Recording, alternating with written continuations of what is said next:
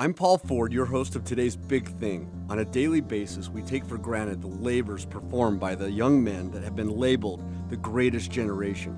We are often reminded of the sacrifices and acts of valor performed during World War II. But the labors performed by the young men of the 1930s and 1940s are everywhere we look, right here in the United States of America.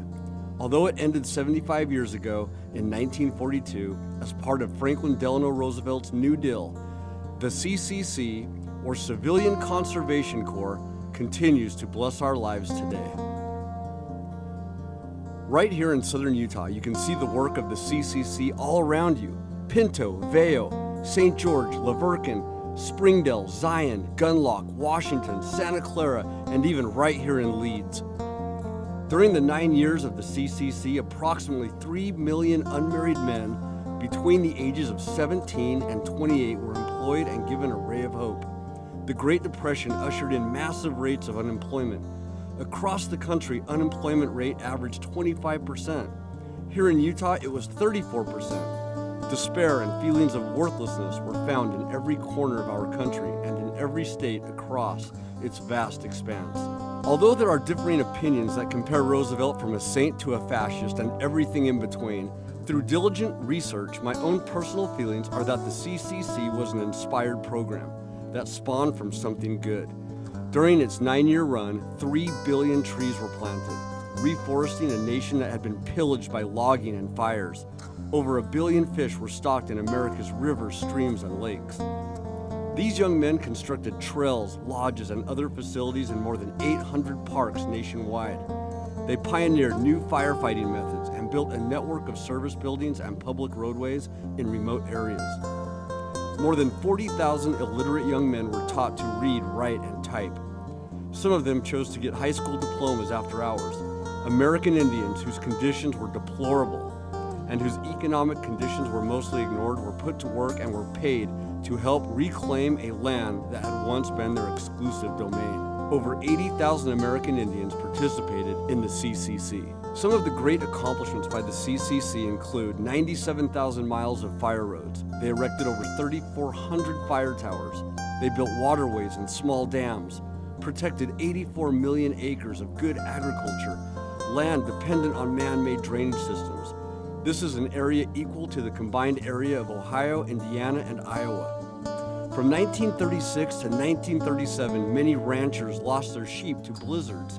However, CCC enrollees braved the drifts and saved many flocks. They are attributed to saving over 1 million sheep right here in Utah. The young men earned $30 per month, or $1 per day. They were allowed to keep $5, and they had to send the rest back to their families to help their mothers and fathers. This is the equivalent of almost $600 in today's money.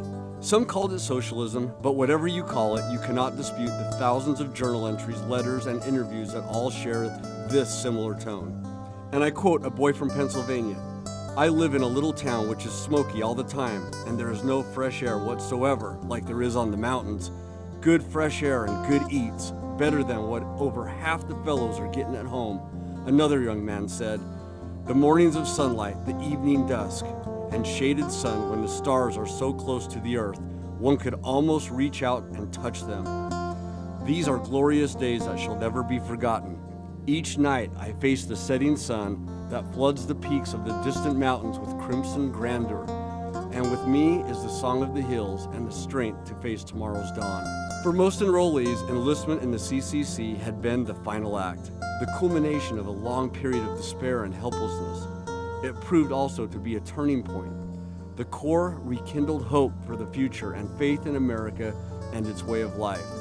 Carl Kidd said, "The greatest fact which the CCC has given me, as well as thousands of other young men, is the building of a strong and more enduring faith, not one which is so frequently synonymous with ignorance or credulity, but a faith that restores belief in one's physical, mental, and spiritual self, in his associate, and in the future." Joseph Bush spoke of his renewed ambitions and hope, "a newborn fighting spirit within me," and emphatically declared that his CCC experience had made him a far better American.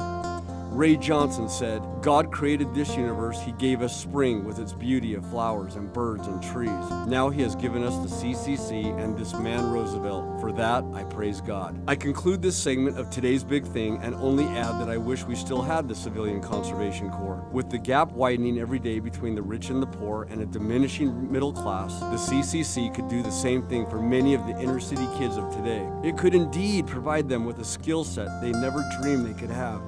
And they do not dream of it because they don't even know that it could exist. The CCC could bring a renewed hope and brightness to the young men of this nation. If we would limit our warrings and expenditures on so-called national security and invest internally in our young people, 70 years from now, they could earn the same name of our predecessors, the greatest generation. Paul Ford signing out. Have a great week.